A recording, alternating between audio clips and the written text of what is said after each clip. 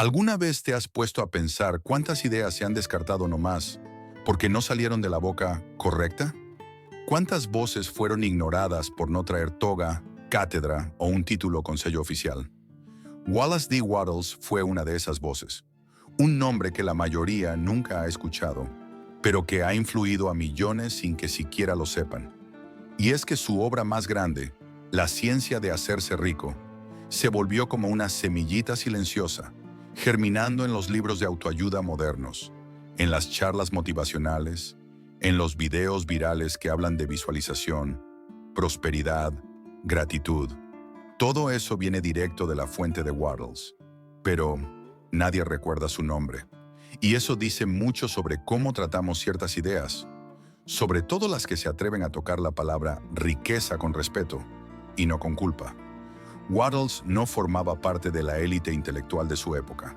Venía de orígenes humildes, era un autodidacta bien terco y pasó buena parte de su vida en la pobreza, hasta que algo cambió. Pero su transformación no vino de la suerte ni de un milagro externo. Nació de un giro interno, de una especie de llave mental que, según él, estaba al alcance de cualquiera, si la persona aprendía a pensar de cierta manera. ¿Suena demasiado simple? Pues sí. Y fue justo esa simplicidad lo que sacó de quicio a los eruditos, porque él hablaba directo con la gente, con el trabajador de a pie, con la mujer que no podía esperar a que llegara una revolución política para cambiar su vida.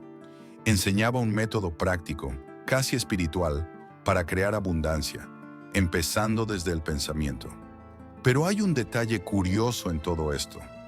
Al proponer esa llamada ciencia de la riqueza, Wattles no se apoyó en ninguna escuela filosófica tradicional. No citaba a Platón, ni a Spinoza, ni a Hegel. Y ahí fue donde lo cancelaron sin siquiera debatirlo. Porque en el universo de las ideas, a veces, no importa tanto lo que se dice, sino quién lo dice. La élite del pensamiento lo vio como si fuera un vendedor de milagros. Ignoraron el contexto, el contenido y, sobre todo, el impacto. Porque a pesar del desprecio de los salones filosóficos, sus ideas resonaron y siguen resonando en todo eso que hoy llamamos filosofía práctica de la abundancia. Entonces queda la pregunta, ¿no estaremos despreciando a un genio? ¿Nomás porque no hablaba con el lenguaje correcto? Hay algo profundamente simbólico en el hecho de que Wattles haya sido olvidado por la filosofía tradicional. Porque lo que él proponía no era solo un método para alcanzar la prosperidad, era una rebelión silenciosa contra el fatalismo, contra la escasez vista como destino. Él decía, tú puedes hacerte rico, y eso no es pecado ni un privilegio. Es un proceso, pero decir eso en una época marcada por desigualdades brutales, por un cristianismo bien pesado y por una filosofía todavía muy moralista, era peligroso. La abundancia, para él, no era un lujo. Era el estado natural de quien alinea pensamiento, fe y acción. Y seamos sinceros, eso sacude estructuras religiosas, sociales y filosóficas. Por eso tal vez prefirieron silenciar su nombre. Pero no pudieron silenciar sus ideas. Necesitamos hablar de esto, porque en el fondo, la historia de Wattles es el reflejo de un dilema mucho más grande. El abismo entre la filosofía oficial y la sabiduría que se aplica en la vida. Entre el saber que deslumbra en las bibliotecas y el que realmente transforma en la calle, en lo cotidiano. Wattles no quería aplausos de académicos. Él quería ver a la gente viviendo mejor, y tal vez por eso fue tan peligroso. Porque cuando alguien muestra un camino demasiado directo, sin instituciones, sin intermediarios, sin fórmulas rebuscadas, el sistema se pone nervioso y hace todo lo posible por desacreditarlo. Pero la pregunta sigue en el aire. ¿Y si tenía razón? ¿Y si pensar de cierta manera, con fe y constancia, de verdad fuera la clave para cambiarlo todo? Ese es el verdadero llamado. Volver a mirar aquello que fue dejado de lado. Observar con calma y con valentía un pensamiento que no necesita adornos sofisticados para ser profundamente transformador. Vamos a recorrer las ideas de Wallace D. Wattles con los pies bien puestos en la tierra y la mente abierta. Vamos a entender por qué un hombre tan sencillo tuvo una visión tan profunda y por qué el mundo decidió olvidarlo. No para idolatrarlo, sino para replantearnos lo que llamamos sabiduría. Porque quizá el verdadero genio de la abundancia nunca fue aceptado por la filosofía tradicional, simplemente porque era demasiado práctico para encajar en los moldes de siempre. Wallace Delois Wattles nació en 1860, en Estados Unidos, en un escenario marcado por transformaciones brutales. El fin de la guerra civil, el avance de la industrialización, la lucha por los derechos civiles y una pobreza esparcida como polvo sobre los campos. Él no nació en cuna de oro, no tuvo acceso a la élite cultural, no pisó universidades prestigiosas. Era el tipo de hombre común que la historia suele olvidar, a menos que haga ruido. Pero Wattles hizo justo lo contrario. Plantó ideas silenciosas, y como toda buena semilla, solo empezó a notarse mucho tiempo después de haber sido enterrada. En su juventud enfrentó dificultades bien duras, trabajos pesados, fracasos financieros, puertas cerradas por todos lados. Pero fue en ese suelo áspero donde empezó a germinar su pensamiento. En vez de resignarse al destino, como tantos lo hacían, Wattles comenzó a estudiar de manera obsesiva. Dejó atrás el papel de víctima, se metió de lleno en el movimiento conocido como el Nuevo Pensamiento, y ahí se topó con algo revolucionario. La mente no es solo un espejo de la realidad, es un molde. Esa idea cayó como una chispa en su mundo interior. La noción de que no somos víctimas de las circunstancias, sino coautores de lo que vivimos, se volvió su base. Una base demasiado atrevida para el gusto de los pensadores tradicionales, que todavía veían al ser humano como prisionero de la historia, de la moral o de Dios. Empezó a escribir, a poner sus ideas a prueba en su propia vida y, poco a poco, a reconstruirla desde un nuevo cimiento, el pensamiento creativo. Fue en ese contexto que nació La ciencia de hacerse rico, su libro más conocido. Pero no te dejes engañar por el título. Wattles no hablaba solo de dinero, hablaba de expansión, de la expresión plena del ser. Para él, la riqueza era vivir en el máximo potencial, y eso sí, incluía el confort material, pero también salud, alegría, servicio a los demás. Creía firmemente que no hay nobleza en la escasez, ni virtud en la miseria, y eso, en una sociedad marcada por culpas religiosas y moralismo económico, era casi una herejía. Esa herejía, sin embargo, llevaba una lógica clara. Él decía que el universo está lleno de una sustancia original, un campo invisible de donde todo se forma, y que esa sustancia responde al pensamiento. Pensar de cierta manera, por lo tanto, no era solo un optimismo ingenuo. Para él, era alinearse con las leyes naturales de la creación. ¿Una visión mística?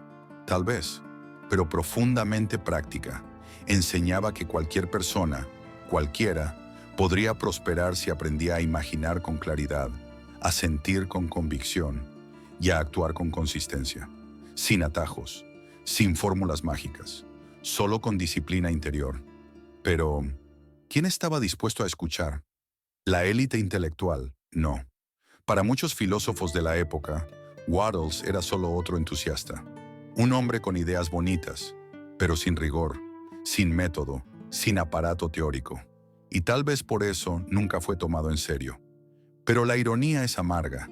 Mientras los teóricos discutían sobre el ser, el nada y el lenguaje, Wattles ayudaba a personas reales a salir de la estancación.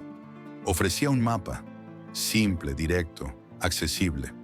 Y tal vez por eso mismo fue ignorado, porque el mundo académico no perdona a quien entrega sabiduría sin pasar por la fila de la erudición. Lo que pocos perciben es que Wattles no estaba en contra de la filosofía. Él estaba en contra de la desconexión, en contra de la costumbre de transformar las ideas en trofeos conceptuales, en lugar de herramientas de vida. Él quería ver el cambio suceder. No en los tratados, sino en las familias, en los trabajadores, en los niños. Por eso escribió como hablaba, por eso simplificó, por eso quedó fuera. Pero, ¿será que hoy, con tanta crisis existencial, con tanta búsqueda de sentido, no es hora de revisar este terreno fértil? De entender cómo una semilla plantada en tierra árida puede, un siglo después, florecer en conciencia. Porque la historia de Wattles sigue viva, solo que sepultada bajo el peso del prejuicio. Y tal vez ahora sea el momento adecuado para excavar esas raíces y entender lo que realmente significa pensar de cierta manera. Pero antes de eso, necesitamos adentrarnos en el corazón de su propuesta. Lo que muchos no entendieron y otros tantos distorsionaron. Al final, ¿qué es ese método de Wattles? Tal vez el aspecto más audaz y también el más incomprendido de la obra de Wallace de Wattles esté condensado en una sola frase: pensar de cierta manera. Simple, directa, casi banal a primera vista. Pero ahí es donde radica la profundidad, porque lo que él propone no es solo un cambio de opinión o una nueva visión optimista de la vida. Es un giro radical en la forma de relacionarnos con la realidad. Wattles decía que existe un tipo específico de pensamiento, alineado, constante, creativo, que moldea los eventos del mundo físico. Pensar, por lo tanto, ya no era un acto pasivo de contemplación. Se convertía en una fuerza activa, generadora, casi alquímica. Y es precisamente aquí donde comienza a incomodar los patrones filosóficos. En la tradición occidental, el pensamiento siempre ha sido tratado como análisis, como razonamiento lógico, debate, argumentación. Pensar era reflexionar sobre el mundo, no transformarlo. Wattles rompe con ese paradigma. Él habla de un pensamiento que crea, que moldea, que da forma a lo invisible, y más aún, afirma que este tipo de pensamiento puede ser aprendido y aplicado por cualquier persona. Solo hace falta entrenar la mente para mantenerse firme en una imagen mental, con total fe de que aquello ya es real, aunque aún no se haya manifestado. Y es en este punto donde la filosofía académica frunce el ceño, porque esto no parece filosofía, parece hechicería, o peor aún, autoayuda barata. Pero vamos con calma. Lo que Wattles llama sustancia amorfa, un campo invisible que responde al pensamiento, guarda una semejanza impresionante con lo que la física cuántica empezaría a estudiar décadas después. Él describe este campo como algo inteligente, creador, omnipresente, que toma forma según la idea dominante de la conciencia humana. ¿Estamos hablando de un concepto místico? Tal vez sí, pero también de una hipótesis audaz sobre cómo la realidad responde a la mente. Y eso es, sí, una propuesta filosófica, aunque rechazada por los salones clásicos. Después de todo, ¿qué es la filosofía sino el arte de cuestionar lo real?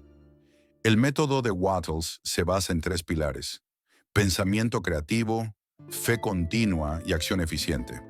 Pensar creativamente significa visualizar con precisión aquello que se desea, no como un sueño, sino como un hecho inevitable. Tener fe continua es mantener la certeza absoluta de que lo que fue imaginado ya está siendo realizado en lo invisible. Y actuar con eficiencia es hacer todo lo que se puede hacer, todos los días, con plena atención, gratitud y compromiso. ¿Parece simple? Lo es, pero no es fácil, porque requiere disciplina emocional, control de la duda y, sobre todo, el coraje de creer, incluso sin evidencias. Y esto desafía toda una tradición filosófica basada en el escepticismo. A los filósofos no les gustó esta idea de pensar y crear. Sonaba demasiado ingenuo, demasiado rápido, demasiado democrático. Después de todo, si cualquier persona puede volverse próspera sin depender de sistemas, religiones o teorías complejas, ¿qué queda para los guardianes del conocimiento? La propuesta de Wattles no solo alteraba las estructuras mentales, desmantelaba jerarquías, y eso no es poca cosa, porque cuando la sabiduría se vuelve demasiado accesible, el poder de la autoridad intelectual empieza a tambalear. Por eso, muchos prefirieron reírse, ignorar o acusar de charlatanería. Era más fácil que investigar a fondo lo que realmente estaba siendo dicho. Pero hagamos un ejercicio de honestidad aquí. ¿Qué es más filosófico? ¿Discutir el ser en cafés parisinos o ofrecer un método para que las personas mejoren sus vidas a partir del pensamiento consciente? Wattles puede no haber escrito tratados metafísicos, pero ofreció un mapa, un método, una práctica. Y eso, al final, es lo que mucha gente espera de la filosofía: una luz para atravesar el caos. No una abstracción distante, sino un puente. Y tal vez por eso sus ideas hayan sobrevivido al tiempo, aunque hayan sido oficialmente rechazadas, porque funcionan y porque tocan algo esencial en el ser humano: el deseo de crear una realidad mejor con las propias manos y con la propia mente. Ahora, si el pensamiento realmente puede transformar la vida, ¿cómo lidiar con la tensión que eso genera frente al legado filosófico de la escasez, la renuncia y el sufrimiento como caminos superiores? ¿Será que la abundancia puede ser, de hecho, un valor filosófico legítimo? Durante siglos, la filosofía caminó de la mano con la idea de la renuncia. Desde los cínicos griegos hasta los existencialistas modernos, la vida buena a menudo se asociaba con una cierta distancia de los placeres materiales, como si el mundo sensible fuera una distracción de la verdad. Ser rico sonaba vulgar, buscar confort bastante sospechoso. Incluso en la espiritualidad, el desapego era exaltado, casi siempre con un tono de superioridad moral. Wattles aparece en este escenario como un punto fuera de la curva. Él dice: la abundancia no es un obstáculo para la evolución, es la manifestación misma de un espíritu alineado con la vida. Y eso causó escalofríos en mucha gente que creía que el sufrimiento era el único camino hacia el despertar. Este es el núcleo de la rebelión filosófica de Wattles. Él rompe con el modelo del sabio que vive en la escasez para probar su valor. Para él no hay nada virtuoso en la miseria. Al contrario, la escasez nos limita, nos sofoca, nos aleja de nuestra capacidad de servir plenamente al mundo. ¿Cómo ser generoso si estamos preocupados por el alquiler? ¿Cómo crear arte, ciencia, belleza, si apenas tenemos energía para sobrevivir? Wattles no decía esto con arrogancia, lo decía con compasión. Él veía en la prosperidad una condición para florecer. Y esto, por increíble que parezca, aún es un tabú, porque toca siglos de doctrina filosófica, religiosa, política, que aprendió a desconfiar del éxito material. Muchos pensadores simplemente no sabían cómo encajar esta propuesta. Wattles parecía, a primera vista, un optimista ingenuo, pero al mirar más de cerca, lo que se veía era un realista audaz. Él reconocía que el sufrimiento existe, sí, pero que no tiene que ser la regla, que es posible elegir otro camino, un camino donde la expansión, el placer y el confort sean herramientas de realización. Esto no significa hedonismo vacío, significa responsabilidad por nuestra propia vibración. Él proponía una especie de ética de la abundancia. Prosperar, sí, pero siempre en armonía con el todo. Crear riqueza sin robar, sin explotar, sin competir. Un juego de suma positiva donde todos ganan. Casi una filosofía postcapitalista, antes de que el capitalismo alcanzara su auge. Pero seamos honestos. ¿Por qué es tan difícil aceptar que alguien quiera y pueda vivir bien de manera legítima? Tal vez porque hemos sido condicionados a creer que el valor está en el sacrificio, que solo merece algo quien ha sufrido por ello. Y esto ha generado una cultura de la culpa. Si algo está fácil, debe haber algo mal. Si soy feliz, algo va a salir mal pronto. Wattles rompe con este ciclo mental. Él dice que el universo es abundante por naturaleza y que si conectamos nuestro pensamiento creativo con acciones alineadas, el flujo ocurre, sin culpa, sin diezmos, sin penitencia. Eso incomoda, porque desplaza el centro de la autoridad, quita el poder de las instituciones y lo coloca en la conciencia individual. Ese desplazamiento, en el fondo, es una amenaza. Para quienes tienen el control del conocimiento, del dinero o de la moral, un ser humano empoderado es peligroso.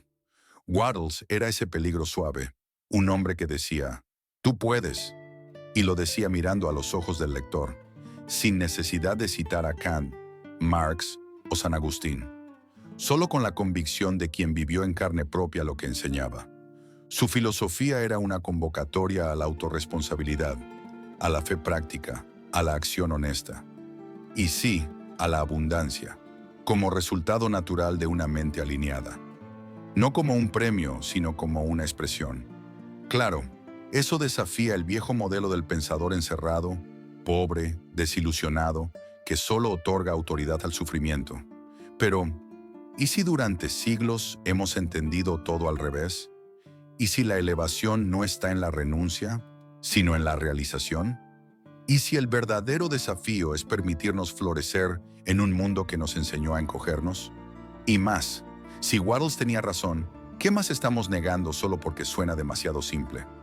Es casi increíble pensar que un hombre nacido en 1860, sin formación científica formal, haya descrito con palabras tan claras conceptos que solo ganaron prestigio en el siglo XXI. Wallace D. Wattles hablaba de una sustancia amorfa, una inteligencia invisible que llena todo el espacio y responde directamente al pensamiento humano. ¿Te suena familiar? Pues sí, hoy en día lo llaman campo cuántico, energía sutil, morfogenética o incluso realidad vibracional. Pero cuando Wattles habló de esto, lo tacharon de místico, metafísico o simplemente delirante.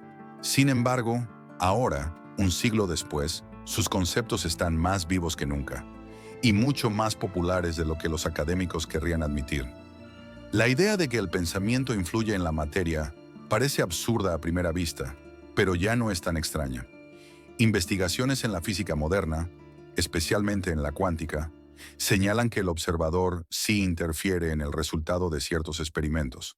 La realidad, según todo indica, no es algo rígido e inmutable, sino algo fluido, probabilístico, mutable. Wattles no usaba este lenguaje, claro. No hablaba de partículas, colapsos de función de onda o entrelazamiento. Él hablaba con el corazón de quien experimentó esto en la vida real.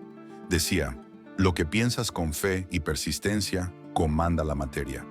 Y hoy, con palabras más sofisticadas, dicen lo mismo. Pero hay una diferencia fundamental entre lo que la ciencia moderna especula y lo que Wattles afirmaba con vehemencia. Él no pensaba que era una teoría. Para él era un hecho, un principio operativo de la vida, algo que podía y debía ser usado por cualquiera. No para escribir artículos científicos, sino para transformar la propia historia. Él decía, tienes el derecho de ser rico, de vivir en plenitud, de crear, expresar, servir. Y todo eso comienza con lo que piensas. Esta aproximación casi sacerdotal del pensamiento creativo puso su nombre entre los precursores de lo que hoy conocemos como la ley de la atracción. Pero él no hablaba de forma mágica, hablaba de forma lógica, práctica, repetible. Y es curioso cómo tantos, a lo largo del tiempo, bebieron de esta fuente, sin mencionar su origen. Libros como El Secreto, autores como Rhonda Byrne, Joe Dispenza, Neville Goddard, todos ellos de manera directa o indirecta, se inspiraron en Wattles. Sus ideas fueron remixadas, adaptadas, maquilladas y vendidas. Pero su nombre continuó en las sombras. Como si no fuera elegante admitir que una teoría tan simple pudiera venir de alguien fuera de la academia. Pero tal vez eso sea justamente lo que más asuste. La simplicidad, la claridad, la accesibilidad. Wattles no exigía fe ciega ni títulos, solo compromiso con el proceso. Lo que él proponía era una ciencia espiritual de la creación, una manera de pensar que genera impacto en lo invisible y que se manifiesta en lo visible. Esto exige fe, sí, pero no una fe pasiva. Exige una convicción activa, sostenida día tras día, incluso ante las evidencias contrarias. Esa firmeza mental es, hoy, cada vez más estudiada en las neurociencias, en el campo de las intenciones, en el impacto de las emociones sobre el cuerpo y la realidad. Wattles hablaba de esto antes de cualquier resonancia magnética funcional. Él lo sentía y lo veía suceder, y eso tal vez sea más valioso que cualquier comprobación teórica. Es vivencia, y la filosofía al final nació de eso, de la experiencia directa, no de la abstracción. Es hora de reconocer, tal vez lo que hoy llamamos ciencia cuántica de la mente no sea nada nuevo. Tal vez el embrión de todo esto ya estaba allí, en páginas amarillentas e ignoradas de un libro antiguo, escrito por un hombre que no tenía la vestimenta correcta para ser escuchado, pero que, aún así, sigue siendo leído. Y más que eso, sigue funcionando, porque al final de cuentas, la verdad no necesita marca de lujo. solo espacio para florecer. Pero si la semilla ya fue plantada y está germinando en tantas áreas, ¿por qué el nombre de Wattles aún permanece en la penumbra? ¿Qué ocurrió con su legado? ¿Y quién, de hecho, recogió los frutos que él sembró? Es curioso cómo algunas ideas parecen tener vida propia. Escapan del control del autor, atraviesan décadas, cruzan continentes, se visten con nuevos ropajes y siguen influenciando al mundo, aunque nadie recuerde de dónde vinieron. Con Wallace D. Wattles fue exactamente así. Sus escritos, especialmente La ciencia de hacerse rico, fueron como un código fuente, un núcleo conceptual que sería reciclado, modificado, digerido y vendido en miles de copias por autores que, en muchos casos, ni siquiera mencionaron su origen. Y tal vez esa sea una de las mayores ironías de la historia moderna del pensamiento. El hombre que enseñó cómo crear riqueza terminó excluido de la propia cosecha que ayudó a sembrar. El caso más emblemático es el del fenómeno El Secreto, lanzado por Rhonda Byrne en 2006, un bestseller estruendoso, traducido a más de 50 idiomas, que rescató, con un barniz contemporáneo, la idea de que el pensamiento moldea la realidad. En el documental, el libro y en todas las entrevistas, la autora declara abiertamente: su principal inspiración fue Wattles, pero aún así, su nombre sigue en segundo plano. En las librerías es difícil encontrar una copia original de La ciencia de hacerse rico fuera de las ediciones genéricas y baratas, apiladas en los puestos de promoción. El nombre brilló en los créditos, pero no permaneció en el imaginario colectivo. ¿Y por qué? Tal vez porque Wattles no encajaba en el marketing moderno. No tenía frases de efecto suficientes, ni una imagen carismática, ni una biografía glamorosa. Era demasiado simple, demasiado pragmático, sin grandes escándalos o jornadas épicas. Solo un hombre escribiendo con intensidad sobre algo que vivía y que funcionaba. Eso, por alguna razón, no genera titulares. No alimenta el culto a la personalidad. Y entonces, la historia lo va empujando debajo de la alfombra. Pero al mismo tiempo, sus palabras siguen vivas en los libros de Napoleon Hill, en los entrenamientos de Tony Robbins, en los videos de Bob Proctor. Todos, de alguna manera, son nietos conceptuales de Wattles. Pero este tipo de legado silencioso también dice mucho, porque si sus ideas siguen generando resultados, transformando vidas, alimentando movimientos, es porque tocan algo esencial, operan en un nivel que va más allá de lo racional, ayudan a las personas comunes a despertar algo dormido, esa chispa interna que dice, tú puedes, y eso es poderosísimo. Más que un concepto, Wattles creó un lenguaje de transformación, una nueva forma de pensar el pensamiento, y aunque su nombre sea omitido, su vibración está detrás de cada nueva generación de buscadores que mira la vida con el coraje de co-crear. Pero es importante reconocer que la desaparición de su autoría no fue solo un accidente cultural, también fue una consecuencia de cómo la filosofía y la espiritualidad institucionalizadas manejan el conocimiento práctico. Wattles no teorizaba, él operaba, no explicaba el universo con 1000 categorías, él daba una clave, y eso en ciertos círculos se ve como falta de profundidad, como si la claridad fuera sinónimo de simplismo. Pero tal vez el verdadero maestro sea justamente aquel que puede tomar lo sublime y ponerlo en la mano de cualquiera, sin rituales, sin burocracia, solo con verdad. Hoy estamos viviendo un renacimiento del interés por estos enfoques. Miles de personas están volviendo a estudiar la ciencia de hacerse rico, buscando la raíz. Quieren entender el porqué de las cosas que funcionan y no solo seguir recetas. Están cansados de los gurús y quieren fundamento. Y cuando van a la fuente, encuentran a Wattles, crudo, directo, provocador. Un pensador que tal vez nunca haya usado ese título, pero que filosofaba con todo su ser, con el bolsillo, con la fe, con la voluntad de transformar. Y eso, al final, tal vez sea la forma más auténtica de filosofía que existe, aquella que se mezcla con la vida. Pero aún falta un paso, porque si las ideas de Wattles sobrevivieron incluso sin él, ¿qué nos dice eso sobre el sistema que excluye a los pensadores prácticos? ¿Estamos listos para revisar los criterios de lo que es o no es filosofía? Existe una imagen casi sagrada del filósofo, la figura solemne, rodeada de libros, sumida en abstracciones, discutiendo conceptos que flotan por encima del mundo real. Durante siglos esta imagen fue cultivada, con toga o con traje, con pluma o con micrófono. Pero, ¿y si todo esto fuera una construcción limitada? ¿Y si la verdadera filosofía estuviera, como decía Wattles, aunque con otras palabras, en el suelo de la vida, en las decisiones diarias, en la forma en que pensamos antes de actuar, sentimos antes de hablar, creamos antes de existir? Tal vez sea hora de admitir, la filosofía, como tradición, acertó en muchas cosas, pero cometió un gran error al cerrar las puertas a quienes se atrevieron a vivir la sabiduría en lugar de solo hablar de ella. El caso de Wallace D. Wattles es solo uno entre muchos. Nos obliga a mirar con más atención esa barrera invisible entre el pensamiento autorizado y la sabiduría vivida. ¿Cuántos nombres quedaron fuera de la historia oficial del pensamiento solo porque no publicaron en revistas académicas? ¿Cuántos fueron descartados por usar un lenguaje simple, por hablar de riqueza, por no seguir la estética del sufrimiento como condición para el saber?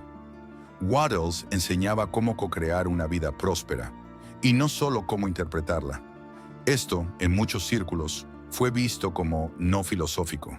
Pero, ¿acaso no fue eso mismo lo que Sócrates hacía allá atrás, en las calles de Atenas? Filosofar con la gente, en la práctica, en el ahora. Existe una especie de elitismo intelectual que se esconde detrás de la complejidad. Cuanto más difícil de entender, más respetable parece. Pero Wattles vino en sentido contrario. Quería que cualquiera pudiera aplicar sus ideas, desde el obrero hasta el comerciante, desde la ama de casa hasta el joven desorientado. No quería seguidores, quería creadores, no quería un culto, quería conciencia. Y eso es, en el fondo, el sueño de todo verdadero filósofo. Ver las ideas tomando cuerpo, llegando a las calles, teniendo voz. Ver la teoría convirtiéndose en acción, el pensamiento transformándose en cambio. Y tal vez por eso su trabajo aún respira, aunque sea ignorado por las bibliografías oficiales.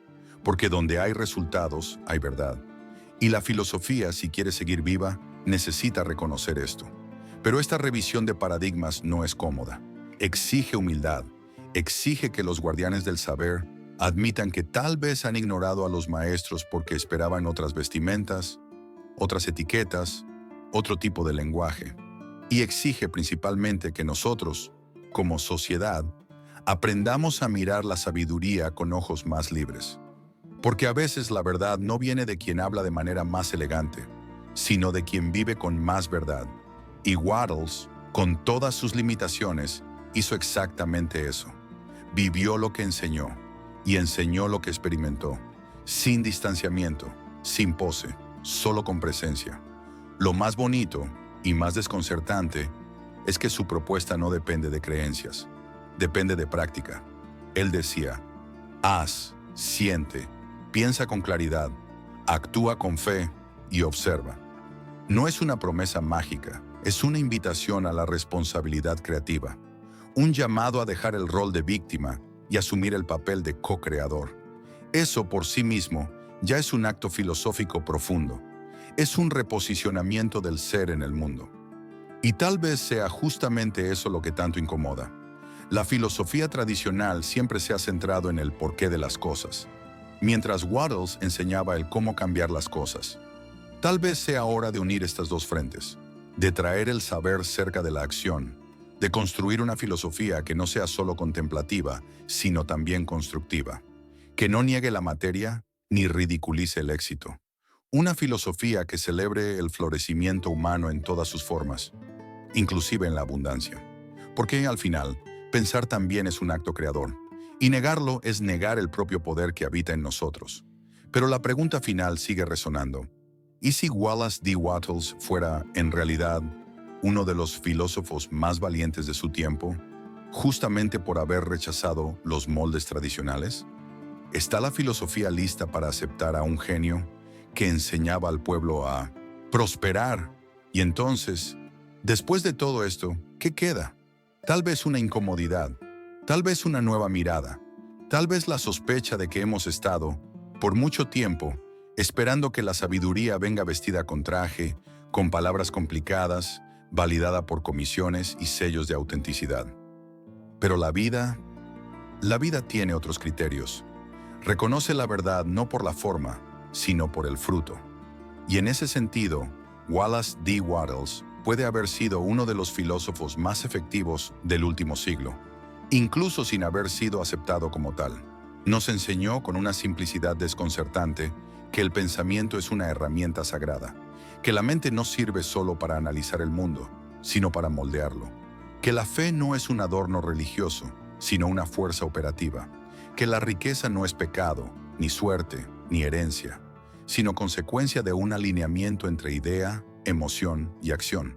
Esto no es magia, es una nueva forma de pensar, una invitación a salir de la pasividad, a dejar de pedir permiso, a ser autor, y no solo espectador, de la propia vida.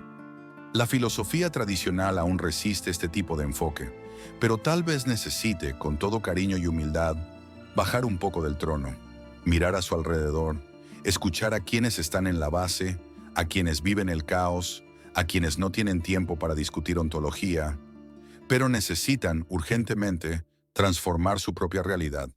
Y ahí sí, tal vez descubramos que la verdadera sabiduría no está solo en los tratados, sino en las herramientas, en los mapas, en los métodos que nos ayudan a vivir mejor, con más conciencia, con más dignidad, con más potencia. Y si esto no es filosofía, entonces tal vez sea hora de redefinir lo que realmente significa esa palabra. Por eso la invitación final es simple. Deja de esperar que el mundo cambie para actuar. Comienza a pensar de cierta manera. Imagina lo que deseas con claridad. Siente como si ya fuera real. Actúa con consistencia. Confía en el proceso. Y observa. Porque tal vez el genio de la abundancia, aquel que nunca fue aceptado por la filosofía tradicional, esté en realidad esperándote allí dentro, silencioso, persistente y listo para florecer.